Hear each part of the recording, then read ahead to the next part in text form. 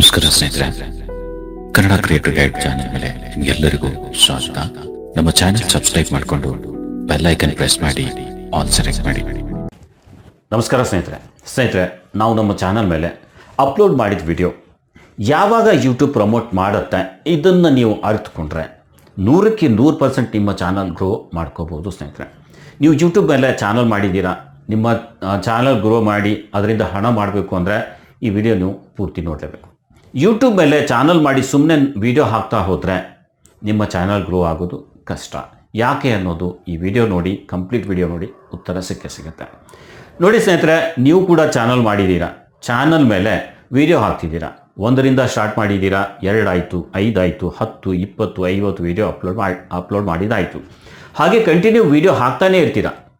ಆಗ ಮನಸ್ಸಲ್ಲಿ ಒಂದು ಪ್ರಶ್ನೆ ಮೂಡೋಕ್ಕೆ ಶುರು ಆಗುತ್ತೆ, ಇಷ್ಟು ವಿಡಿಯೋ ಅಪ್ಲೋಡ್ ಮಾಡಿದೆ, ಯೂಟ್ಯೂಬ್ ನಮ್ಮ ವಿಡಿಯೋ ಪ್ರಮೋಟ್ ಯಾವಾಗ ಮಾಡುತ್ತೆ, ಯಾವಾಗ ನಮ್ಮ ವಿಡಿಯೋ ಮೇಲೆ ಒಳ್ಳೆ ವ್ಯೂಸ್ ಬರಲಿಕ್ಕೆ ಶುರು ಆಗುತ್ತೆ ಅಂತ.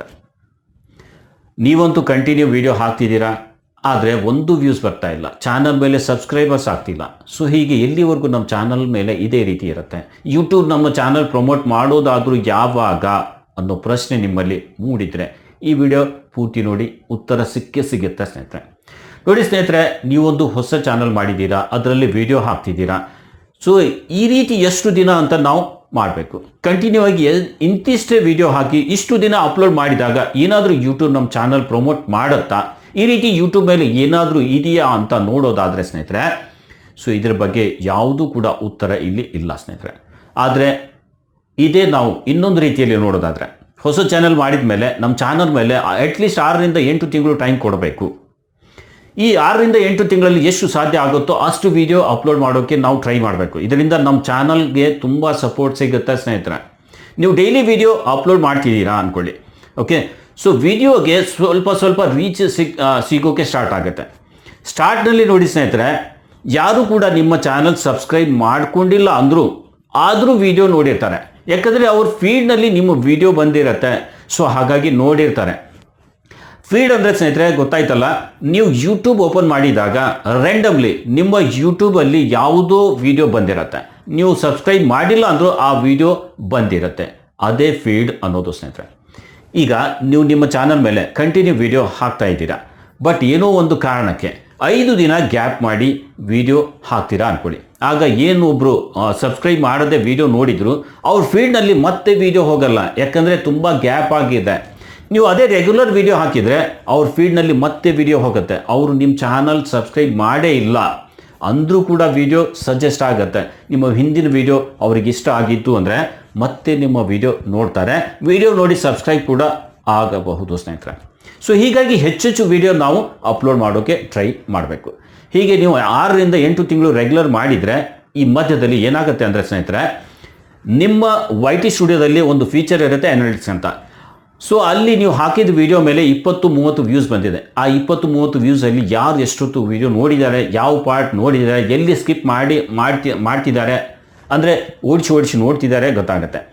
ನೀವು ಒಂದು 5 ನಿಮಿಷದ ವಿಡಿಯೋ ಮಾಡಿದ್ದೀರಾ, ಅದರಲ್ಲಿ 1 ನಿಮಿಷ 10 ಸೆಕೆಂಡ್ ನೋಡಿ ವ್ಯೂವರ್ಸ್ ಅದನ್ನು ಸ್ಕಿಪ್ ಮಾಡಿದ್ದಾರೆ, ಮತ್ತೆ ಓಡಿಸಿ ನೋಡಿದ್ದಾರೆ ಅಂದರೆ ನೀವು ಅಲ್ಲಿ ಗಮನ ಕೊಡಬೇಕು. 1 ನಿಮಿಷ 10 ಸೆಕೆಂಡ್ವರೆಗೆ ನೋಡಿದ್ರಲ್ಲಿ ಅವ್ರಿಗೆ ಏನು ಇಷ್ಟ ಆಗಿತ್ತು, ಇನ್ನು 1 ನಿಮಿಷ 10 ಸೆಕೆಂಡ್ ನಂತರದಲ್ಲಿ ಏನಿದೆ, ಯಾಕೆ ಸ್ಕಿಪ್ ಮಾಡಿದ್ರು ಅನ್ನೋದು ನೋಟಿಸ್ ಮಾಡಿ. ಏನು ತಪ್ಪು ಮಾಡ್ತಿದ್ದೀರಾ ಅದನ್ನು ಮುಂದಿನ ವಿಡಿಯೋದಲ್ಲಿ ಸರಿ ಮಾಡಿ, ಅದನ್ನು ವಿಡಿಯೋ ಮಾಡೋಕ್ಕೆ ಟ್ರೈ ನೀವು ಮಾಡಬೇಕು. ಜನರಿಗೆ ಇಷ್ಟ ಆಗೋದನ್ನು ನಾವು ಕೊಡೋಕ್ಕೆ ಟ್ರೈ ಮಾಡಬೇಕು. ಈ ವಿಡಿಯೋ ಹಾಕಿದ್ದೀರಾ, ಆ ವಿಡಿಯೋ 20-30 ವ್ಯೂಸ್ ಮೇಲೆ ಹೋಗ್ತಿಲ್ಲ, 20-30 ವ್ಯೂಸ್ ಮೇಲೆ ನಿಂತು ಹೋಗುತ್ತೆ ಅಂದರೆ ನೀವು ಅದನ್ನು ಸುಧಾರಿಸಬೇಕು. ಇನ್ನು ಈ ಅನಾಲಿಟಿಕ್ಸ್ನಲ್ಲಿ ಇನ್ನೊಂದು ಪಾರ್ಟ್ ನೋಡೋದಾದರೆ, ಈಗಾಗಲೇ ಹಾಕಿದ ವಿಡಿಯೋದಲ್ಲಿ ಆದ ತಪ್ಪನ್ನು ಸರಿ ಮಾಡಿ. ವಿಡಿಯೋ ಹಾಕ್ತೀರಾ, ಆ ವಿಡಿಯೋ 5 ನಿಮಿಷದ್ದಿದೆ, ಅದನ್ನೇ ಅದೇ 20-30 ಜನ 2.5 ನಿಮಿಷ ನೋಡಿದರೆ ಆ ವಿಡಿಯೋ ಇನ್ನೂ 200 ಜನಕ್ಕೆ ಯೂಟ್ಯೂಬ್ ತೋರಿಸುತ್ತೆ, ಸಜೆಸ್ಟ್ ಮಾಡುತ್ತೆ. ಅದು ಹೇಗೆ ತೋರಿಸುತ್ತೆ ಅದು ತಿಳ್ಕೊಳ್ಳಿ ಸ್ನೇಹಿತರೆ. ನೋಡಿ, ನೀವು ಏನೋ ನೋಡೋಕೆ ಯೂಟ್ಯೂಬ್ ಓಪನ್ ಮಾಡಿದ್ದೀರಾ, ಓಪನ್ ಮಾಡಿ ಸ್ಕ್ರಾಲ್ ಮಾಡ್ತಾ ಇರ್ತೀರಾ, ನೀವು ಯಾರಿಗೂ ಸಬ್ಸ್ಕ್ರೈಬ್ ಮಾಡಿಲ್ಲ ಆದರೂ ಆ ಬ್ರೌಸ್ ಫೀಡ್ನಲ್ಲಿ ಇಲ್ಲಿವರೆಗೂ ನೋಡದೇ ಇರುವಂಥ ಚಾನಲ್ ವಿಡಿಯೋ ನಮ್ಮ ಮುಂದೆ ಬರ್ತಾ ಇರುತ್ತೆ. ಎಷ್ಟು ಸ್ಕ್ರಾಲ್ ಮಾಡ್ತೀವಿ ಅಷ್ಟು ಬೇರೆ ಬೇರೆ ವಿಡಿಯೋ ಕಾಣ್ತಾ ಇರುತ್ತೆ. ಸೊ ಇವನಲ್ಲಿ 2-3 ವ್ಯೂಸ್ ಬಂದ ವಿಡಿಯೋ ಕೂಡ ಕಾಣುತ್ತೆ. ಇದರರ್ಥ ನಮ್ಮ ವಿಡಿಯೋ ಕೂಡ ಬೇರೆಯವ್ರ ಫೀಡ್ನಲ್ಲೂ ಕಾಣ್ತಾ ಇರುತ್ತೆ. ನೋಡಿ, ನಿಮ್ಮ ವಿಡಿಯೋ ಮೇಲೆ ನೀವು ಯಾರಿಗೂ ವಿಡಿಯೋ ಶೇರ್ ಮಾಡಿಲ್ಲ ಆದರೂ ವಿಡಿಯೋ ಮೇಲೆ 5-10 ವ್ಯೂಸ್ ಬಂದಿದೆ ಅಂದರೆ ನಿಮ್ಮ ವಿಡಿಯೋ ಯೂಟ್ಯೂಬ್ ಪ್ರಮೋಟ್ ಮಾಡ್ತಿದೆ ಅನ್ನೋ ಅರ್ಥ ಆಯಿತು.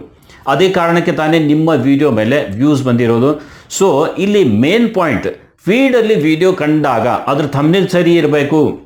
ಆ ಥಂಬ್ನೇಲ್ ನೋಡಿ ಕ್ಲಿಕ್ ಮಾಡಿ ವಿಡಿಯೋ ನೋಡೋ ಹಾಗಿರಬೇಕು. ಕ್ಲಿಕ್ ಮಾಡಿ ನೋಡಬೇಕಾದ್ರೆ ವಿಡಿಯೋ ಕೂಡ ಅಷ್ಟೇ ಚೆನ್ನಾಗಿರಬೇಕು ಸ್ನೇಹಿತರೆ. ಆ ವಿಡಿಯೋ 5 ನಿಮಿಷದ್ದು ಇದ್ದರೆ ಆ ವಿಡಿಯೋನ 2 ರಿಂದ 3 ನಿಮಿಷದ್ದು ನೋಡಿದರೆ ಇನ್ನಷ್ಟು ಜನರಿಗೆ ಯೂಟ್ಯೂಬ್ ಆ ವಿಡಿಯೋ ತೋರಿಸುತ್ತೆ, ಸಜೆಸ್ಟ್ ಮಾಡುತ್ತೆ. ಸೊ ಹಾಗಾಗಿ ಹಾಕಿದ ವಿಡಿಯೋದು ಮೊದಲ ಪಾರ್ಟ್ ಅಟ್ರಾಕ್ಟಿವ್ ಆ್ಯಂಡ್ ಇಂಟ್ರೆಸ್ಟೆಡ್ ಇರಬೇಕು.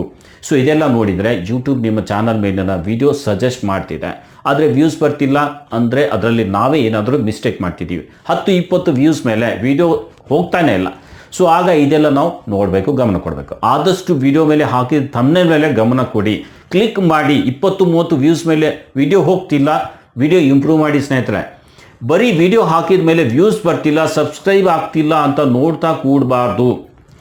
ಇವತ್ತು ವಿಡಿಯೋ ಹಾಕಿದ್ದೀರಾ, ಅದನ್ನು ಬಿಟ್ಟು ಬಿಡಿ. ನೆಕ್ಸ್ಟ್ ಏನು ಮಾಡಬೇಕು ಅದು ನೋಡಿ. ಇವತ್ತು ಮಾಡಿದ ವಿಡಿಯೋಗಿಂತ ನಾಳಿನ ವಿಡಿಯೋ ಬೆಟರ್ ಮಾಡೋಕೆ ಟ್ರೈ ಮಾಡಿ.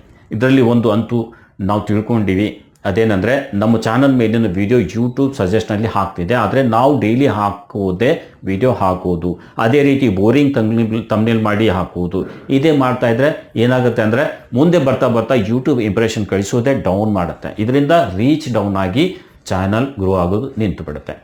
ಹಾಗೆ ಯಾಕೆ ನನ್ನ ಚಾನಲ್ ಗ್ರೋ ಆಗ್ತಿಲ್ಲ, ವಿಡಿಯೋ ಮೇಲೆ ವ್ಯೂಸ್ ಇಲ್ಲ, ಸಬ್ಸ್ಕ್ರೈಬರ್ಸ್ ಇಲ್ಲ ಅಂತ ಯೋಚಿಸ್ತಾರೆ. ಹೀಗಾಗಿ ಚಾನಲ್ ಟಾಪಿಕ್ ಚೇಂಜ್ ಮಾಡೋದು, ಸಿಕ್ಕಿದ್ದು ವಿಡಿಯೋ ಹಾಕೋದು, ಈ ರೀತಿ ಎಲ್ಲ ಮಾಡೋಕ್ಕೆ ಸ್ಟಾರ್ಟ್ ಆಗುತ್ತೆ. ನೋಡಿ, ಎಷ್ಟು ನೀವು ಡೈಲಿ ವಿಡಿಯೋ ಹಾಕ್ತೀರಾ ಅಷ್ಟು ಒಳ್ಳೆಯದು. ಇವತ್ತು ಹಾಕಿದ ವಿಡಿಯೋನೇ ವೈರಲ್ ಆಗಬೇಕು ಅನ್ನೋದು ತಪ್ಪು. ಯಾವ ವಿಡಿಯೋ ಯಾವಾಗ ವೈರಲ್ ಆಗುತ್ತೆ ಹೇಳೋಕೆ ಆಗಲ್ಲ. ನೀವು ಡೈಲಿ ವಿಡಿಯೋ ಹಾಕ್ತಿದ್ದೀರಾ, ದಿನ ಯೂಟ್ಯೂಬ್ ಇಂಪ್ರೆಷನ್ ಕಳುಹಿಸುತ್ತೆ. ಸೊ ಎಲ್ಲರ ಫೀಡಲ್ಲಿ ವಿಡಿಯೋ ಹೋಗ್ತಾ ಇರುತ್ತೆ.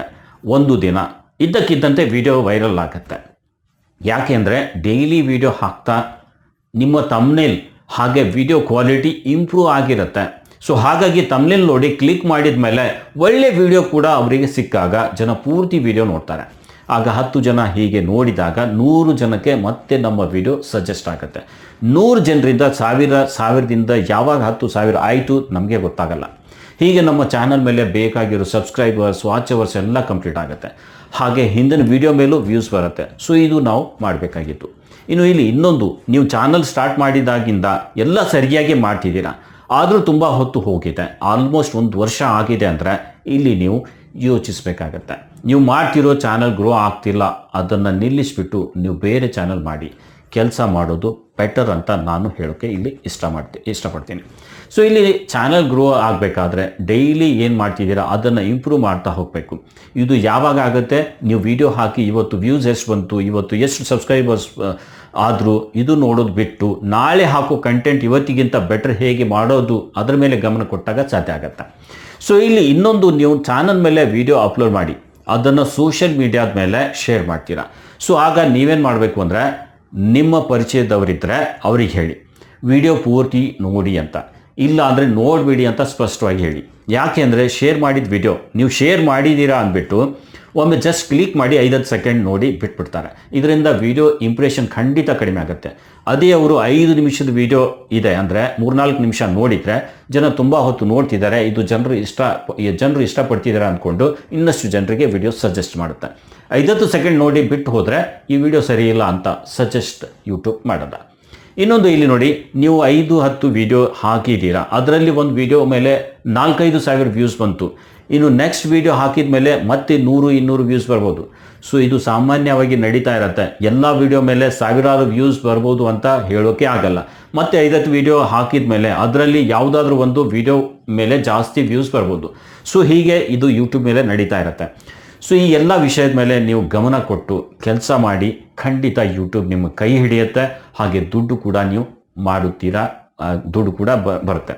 ಸೊ ಸ್ನೇಹಿತರೆ, ಈ ವಿಡಿಯೋ ನಿಮಗೆ ಉಪಯುಕ್ತ ಅನಿಸಿದರೆ ವಿಡಿಯೋ ಲೈಕ್ ಮಾಡಿ. ಹಾಗೆ ಇಂಥವುದೇ ಯೂಟ್ಯೂಬ್ನ ಉಪಯುಕ್ತ ಮಾಹಿತಿಯ ವಿಡಿಯೋ ನೋಡಲು ನಮ್ಮ Kannada creator guide channel subscribe ಆಗಿ. ಇವತ್ತಿನ ಈ ವಿಡಿಯೋದಲ್ಲಿ ಇಷ್ಟೇ ಸ್ನೇಹಿತರೆ, ಮತ್ತೆ ಭೇಟಿಯಾಗೋಣ ಒಂದು ಹೊಸ ವಿಡಿಯೋದೊಂದಿಗೆ. ಹಾಗೆ ನಿಮಗೆ ಯಾವ ಟಾಪಿಕ್ ಮೇಲೆ ವಿಡಿಯೋ ಬೇಕು ಅದು ಕೂಡ ಕಮೆಂಟ್ ಹಾಕಿ.